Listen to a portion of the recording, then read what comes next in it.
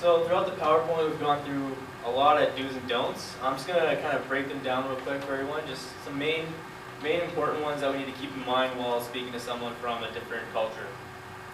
So one of the first do's I want to talk about is make sure you give appropriate personal space.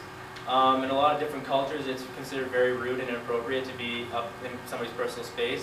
So you want to keep that to like 3 feet kind of. And also another thing is, like, over here we have the same problem. So like if you're in someone's space, like they don't feel comfortable. So we want to maintain everybody's comfortable at all times. Another important point is to speak slowly and clearly. Some people that you're talking to might have English as a second language or might be foreign to the country. So just make sure you're enunciating all your words. Just speak slowly and concisely when you're speaking to them. Another point that goes hand in hand with that one is being patient and just be polite as well. Like I said before, the person that you're talking to might be from a different country and might not speak English well, so just be patient. They might need a little bit more time to understand.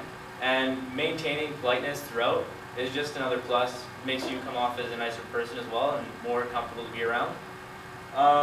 Always maintain for a formality and always be respectful.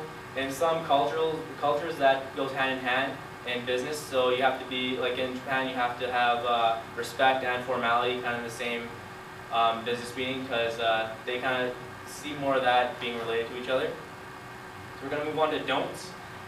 Don't make assumptions. Don't assume that the person has English as a second language or is a foreigner, because just because the fact that then you just come off as not well prepared and then you don't really understand, and the guy is understanding, like they're kind of calling it insulting in kind of way, right? Another thing to consider is don't use stereotypes. Some things that you see on TV and maybe heard about with friends or whatever, you're going to come off as ignorant and not knowledgeable, and especially if you're wrong about a certain stereotype, then you're going to have egg in your face. Another thing is don't overuse hand signs, or pretty much don't use them at all. Another example of this is a high five. You give a high five after scoring a goal or something. It's considered a positive in the American society, right? But in Africa, it actually means you have 5 fathers, and you're pretty much calling someone over the surface of the B ends in a D.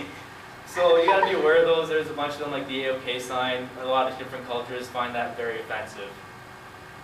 Another thing is don't use acronyms or slang. Acronyms, somebody might not understand them, and slang might be taken the wrong way, so avoid those as well.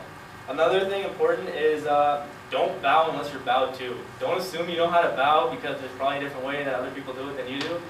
Basically, if it's not a part of your culture, don't do it. It'll just be polite to bow back, I guess, but I think the person would know that you don't know how to do it.